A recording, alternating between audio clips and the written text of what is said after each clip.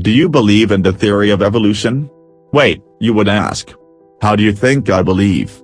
The theory of evolution is learned at school, it is proven, cannot be disputed or questioned. The truth is, they taught us theories of evolution at school, where they also told us that the Earth is a few billion years old. However, lately more and more loud is the word of some scientists who question this theory. They call themselves creationists and draw their conclusions from the Bible. The Earth is about 6,000 years old. So what's the truth? How old is the Earth? Have we come from single-celled organisms through evolution for billions of years? Or did we come from God? First, let's see how the age of the Earth is determined in both theories. At school they taught us that the Earth is 4.54 billion years old. How did the scientists get to that number? In the country there are natural clocks that are found in rock and trees and ocean depths that show age. Earth's natural clocks are radioactive elements. Elements with the decay of time with other elements. Determining the age of a wall or fossil by radioactive elements is called radiometric dating. Radioactive elements can serve as a natural clock, because they need to be disassembled at the same time.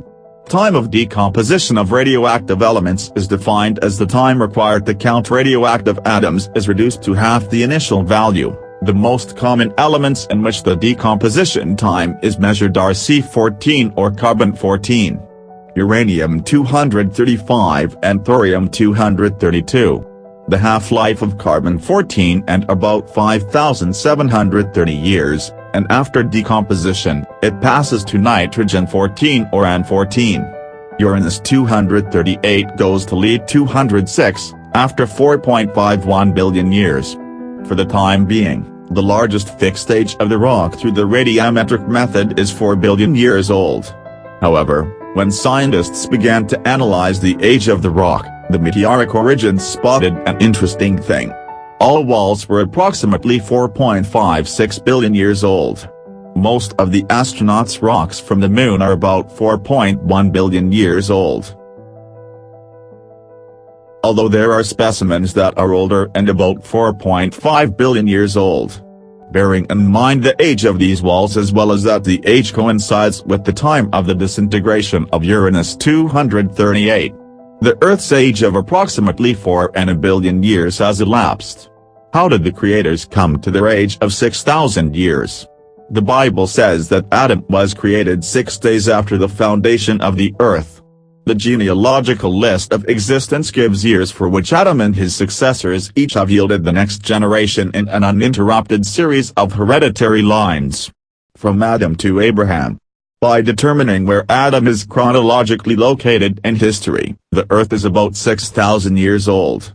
Now let's see what evidence is attached to these two theories, and why evolutionists and creationists are opposed. The most common claim that creators have, is that radiometric dating is not precise and that the rate of decomposition of elements has changed over the course of history. However, scientists who deal with these trials claim that they are very reliable and that the creators often mistaken in thinking that only one method is used during the examination of a wall. Most of the walls and fossils are dated using several methods. The reason is simple, one or two results may be incorrect, but it is difficult for both to be incorrect in the same way. The rate of decomposition of radioactive elements depends on two fundamental forces. Nuclear weak and strong nuclear forces. For the breakdown to be faster in the past, these two forces would have to be different than today. However, any change in the power of these forces would make the universe very different. The planets would collapse, the collision of any two stones would produce explosions, and chemical reactions would not look like those that exist today. Also, different elements have different half-speed velocities, that the half-life slows down. Different dating methods would give completely different data on the age of this same sample. Creationists continue to claim that the Earth's magnetic field is constantly weakening. By measuring it was found that the half-life of the magnetic field is 1,400 years. This means that this magnet tape will disappear for 9,000 years and that it will cease much before cosmic radiation. Taking into account the speed of the magnetic field's weakening, He still has the theory that if the Earth is about 8,000 years old, then it had a magnetic field strength of 98 Gauss that would fit the magnetic star. And 52,000 years ago, it would be a pulsar or a neutron star. It is clear that the conditions for life would be impossible and gave evidence for the young Earth. However, other scientists claim that the strength of the Earth's magnetic field is in a constant cycle of decay and growth, and that the magnetic walls on Earth do not ambiguously point to it. Also, traces in the walls indicate linear changes in the magnetic field strength. The next question that arises is, why is there no greater amount of helium in the Earth's atmosphere if it is 4 billion years old? Most radioactive elements when decomposing create helium. Atomic helium is easily volatile and movable, so it migrates through the wall and goes into the atmosphere. Known amounts of helium as well as the rate increase in the amount of helium in the atmosphere.